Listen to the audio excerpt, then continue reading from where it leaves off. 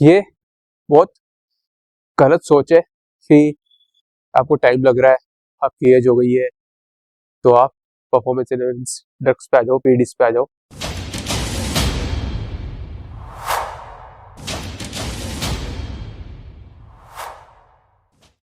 Hello you what's up. So 12 जनवरी Monday upper body session start वही incline bench press से करते हैं। जल्दी जल्दी वार्म अप सेट कंप्लीट करते हैं और फिर बात करते हैं।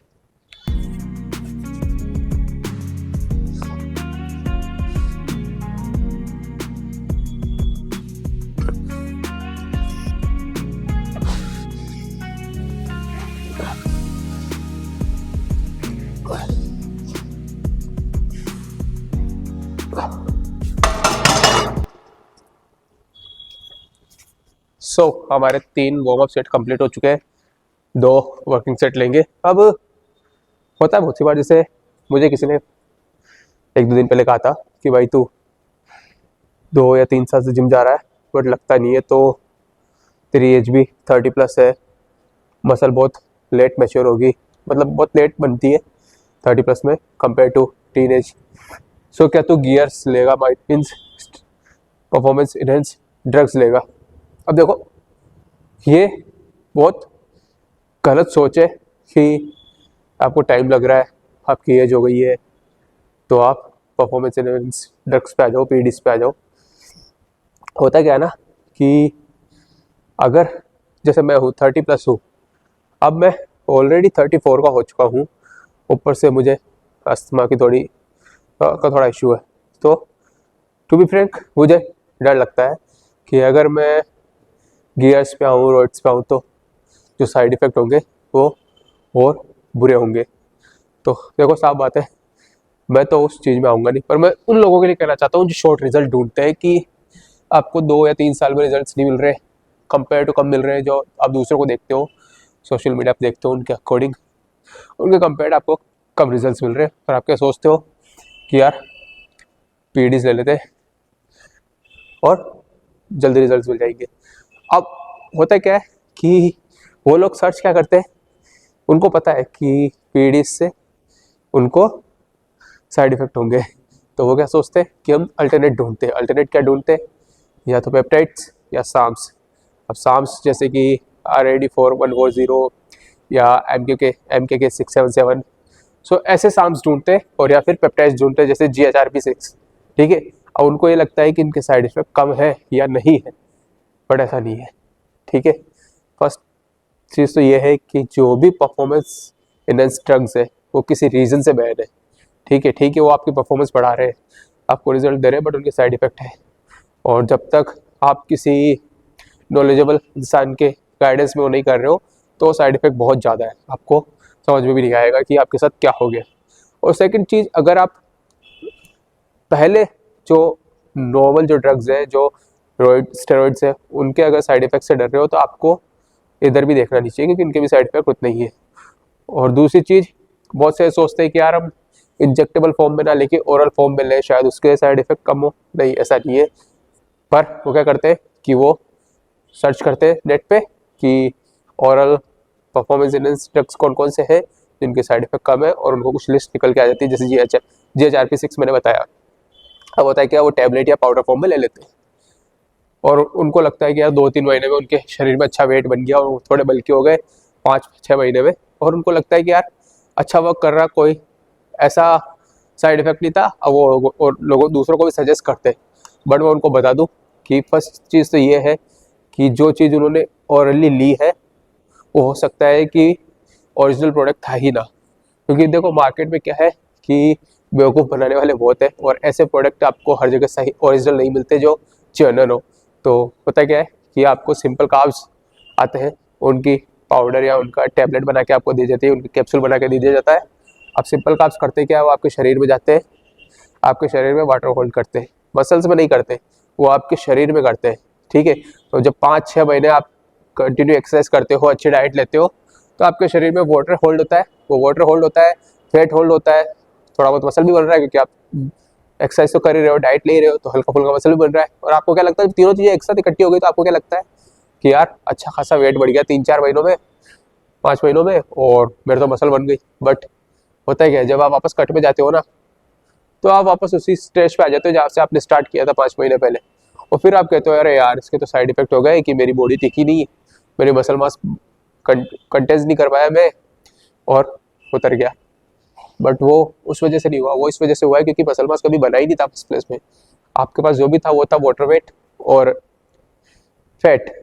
अब आप डेफिसिट पे हो तो फैट जाएगा, और सबसे पहले जब हम डेफिसिट पे जाते हैं तो सबसे पहले जो हमारा वाटर वेट होता है, स्टोर्ड ग्लाइकोजन होता है, वो जाता है। फैट तो बहुत लेट जाता है, बट सबसे पहले वाटर वेट और स्टोर्ड ग्लाइकोजन जाता है। तो आपको ये लगता है कि यार वेट सारा डाउन चला गया और मसल मास बचा ही नहीं। बचेगा कैसे, आपने बनाया ही नहीं मसल मास। तो आप जो टेबलेट जो पाउडर ले रहे थे वो तो आपके शरीर में सिर्फ वाटर होल्ड कर रहा था, और उस वाटर का वेट था फैट होल्ड कर रहा था, फैट का वेट था, और आपको लग रहा था कि नहीं यार मेरी बॉडी बन गई है। तो ऐसा नहीं होता है। तो शॉर्टकट के पीछे भागना बंद करो और जिम में मेहनत करो। हाँ ठीक है, टाइम लग रहा है, 3 नहीं 5 साल लग जाएंगे, बट वो जो बनेगा वो एक कहते हैं ना कि परमानेंट चीज़ होगी। मसल मास भी जाता है, बट वो तब जाता है जब आप बिल्कुल ही बेवकूफ़ हो और आप डाइट भी छोड़ दो, ट्रेनिंग भी छोड़ दो, और आप 6 महीने साल के लिए गए, तब मसल मास जाता है, और उससे पहले नहीं जाएगा। तो शॉर्टकट्स के पीछे भागना बंद करो। सबसे अच्छी चीज़ है ट्रेनिंग करो, अपनी प्रॉपर डाइट लो। और ऐसा भी नहीं है, अगर आप बहुत ज़्यादा प्रोफेशनल नहीं हो, आपको स्टेज पर नहीं चढ़ना, तो आपको इतनी हार्ड डाइट फॉलो करने की ज़रूरत भी नहीं है। हाँ कट के टाइम ठीक है कर लो, बट जब बल्क कर रहे हो तो इतना ज़रूरी नहीं है। अब जैसे मैं बल्क पे हूँ तो ज़रूरी नहीं है कि मैं बहुत अच्छा खा रहा हूँ, नहीं, मैं सुबह से शाम तक अच्छा खाता हूँ। रात का एक मील होता है वो मैं घर की सिंपल रोटी लेता हूँ, क्यों देखो यार मैं बल्क पे हूँ, कितना अच्छा खा लूँगा। कभी ना कभी इच्छा होती है कुछ ना कुछ खाने की, और जब आप एक बार इच्छा कर जाती है तो फिर आप उस चीज़ को छोड़ते नहीं हो। तो अभी मैं रात को खाता हूँ, एक मील घर का लेता हूँ जिसमें सिंपल घर की रोटी सब्जी होती है, थोड़ा सा कुछ भी प्रोटीन के लिए मैं पनीर वनीर कुछ भी डाल देता हूँ, तो ये मेरा मील बच जाता है। तो इसका मतलब ये नहीं मैं दिन भर यही खा रहा हूँ, नहीं, मैं सुबह अच्छी चीज़ खाता हूँ, जैसे ओट्स खाता हूँ, वे प्रोटीन लेता हूँ, पनीर लेता हूँ, सिंपल सब्जीज लेता हूँ, सिंपल वेजिटेबल्स लेता हूँ जो ऑयल्ड होती है। तो वो दिन भर का मैं रात को करता हूँ, और फिर मेरा ये रूटीन है कि मैं 10,000 स्टेप्स पर डे करता ही हूँ, चाहे कुछ भी हो जाए। तो वही मैं कह रहा हूँ कि अगर आप प्रोफेशनल नहीं जाना चाह रहे, आपका गोल बॉडी बिल्डिंग नहीं है, स्टेज पर नहीं जाना चाह रहे, सिंपल है कि एक अच्छी फिजिक बनानी है जो अच्छी दिखे, तो उसके लिए इतना बहुत हार्ड जाने की ज़रूरत भी नहीं है। बट यह है कि आपको जो आपका जो मेहनत है, जो आपको जिम में आना है, स्ट्रेंथ ट्रेनिंग करनी है, वो आपको कंटिन्यू करनी पड़ेगी। अदरवाइज फिर डाइट घर पे जाके डाइट खाने का भी कोई मतलब नहीं है।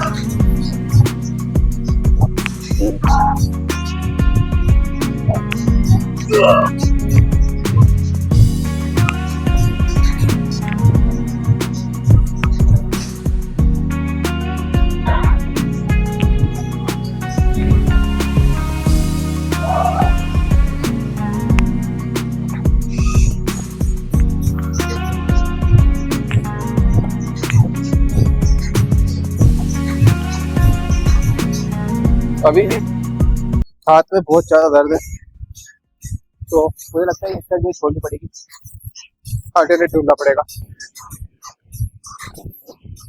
सो बैक में पुल अप करने पे, लेट पुल डाउन पे, इस हाथ में यहाँ कुछ पेन हो रहा है, आई मीन कोई मस्कुलर पेन है। तो जब तक हो नहीं जाता मैं एक्सरसाइज चेंज करने वाला हूँ। पुल अप और पुल डाउन सेजिटल प्लेन में है, तो हम यहाँ सेजिटल फ्लैप लेंगे, और लेट बायस रो के लिए हम केनन फ्लैप लेंगे।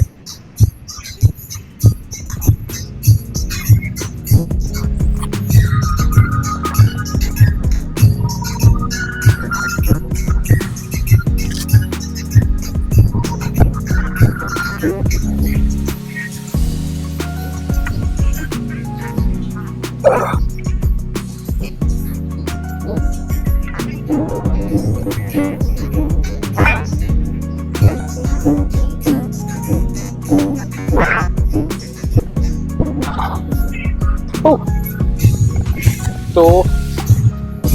ये सेशल फ्लैप है, अभी सेशल फ्लैप है और सेशल प्लेन में है। इसमें हमारा शोल्डर अप्रेक्शन हो रहा है, तो ये लेट्स के लिए अच्छी एक्सरसाइज है। हो सकता है देखने में अजीब लगे, बट बहुत अच्छी एक्सरसाइज है।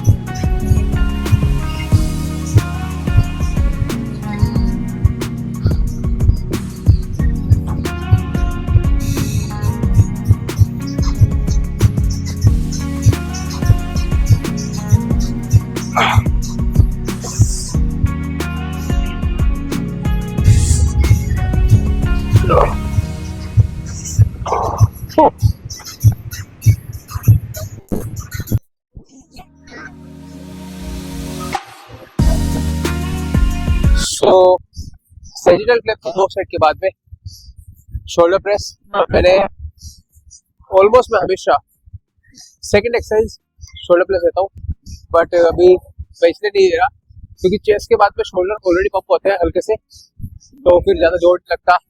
तो हमने इसको थर्ड एक्सरसाइज जोर चेंज कर दिया, नंबर में कर दिए, वो हमें थोड़ा बेनिफिट देगी।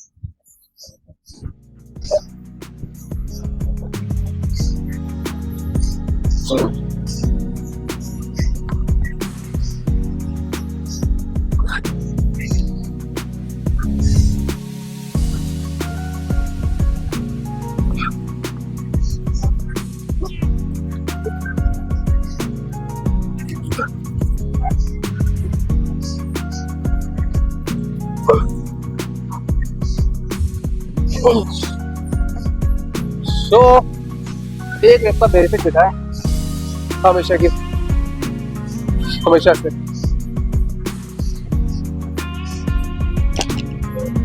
सो 3 एक्सरसाइज हो चुकी है शोल्डर के, अभी 2 सेट लगाए हमने।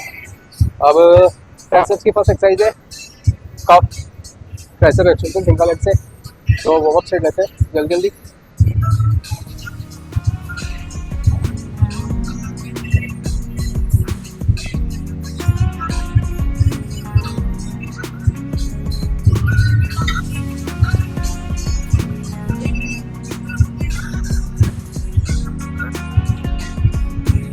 आई डोंट नो, शायद ट्राइसेप्स में भी वो कुछ पेन है, तो हाथ का पेन आ रहा है, तो या तो हमें उसको दिखाना पड़ेगा या कुछ ट्राई करना पड़ेगा अलग, क्योंकि वो पेन हमें पुश करने से रोकता है।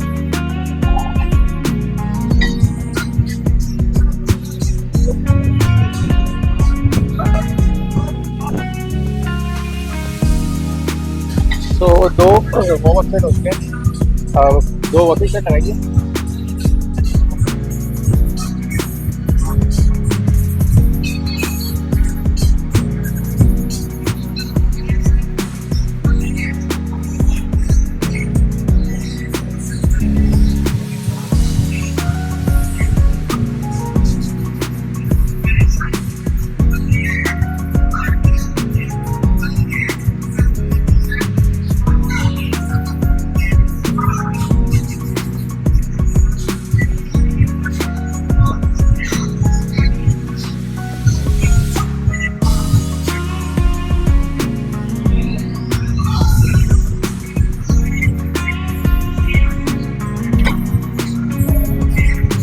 आई डोंट नो इतना इजी कैसे निकला, जबकि वेट तो उसने नहीं लिया, जैसे लास्ट टाइम 5 या बड़ा 12 निकल गई, पता नहीं कैसे।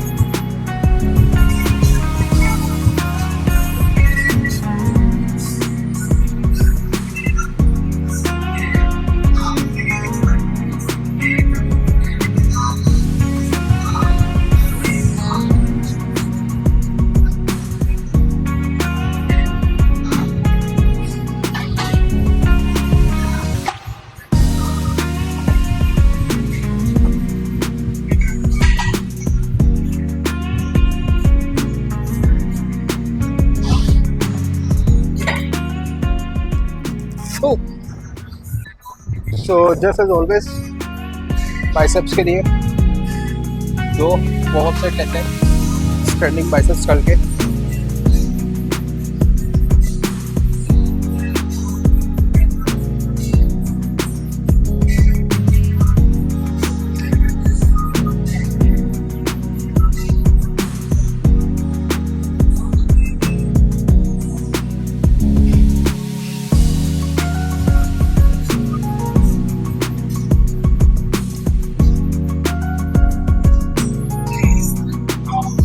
So relax का फर्स्ट सेट है।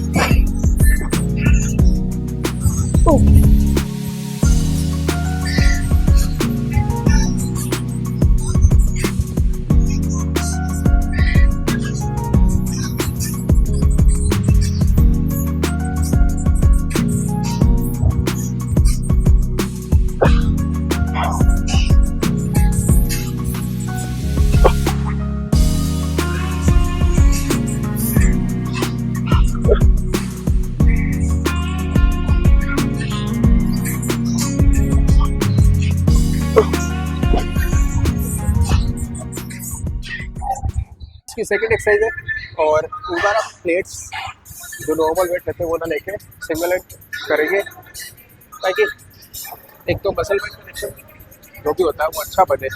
आई मीन मसल वेट कनेक्शन का फर्क नहीं पड़ता अगर आपका बने ना बने, आपकी जो मसल है वो वर्क करनी चाहिए, बट स्टिल एक सिंगल हैंड करने से ज़्यादा अच्छा रहता है। और सेकंड की मुझे थोड़ा डर नहीं रहेगा कि प्लेट लगी हुई है वायर टूट जाए।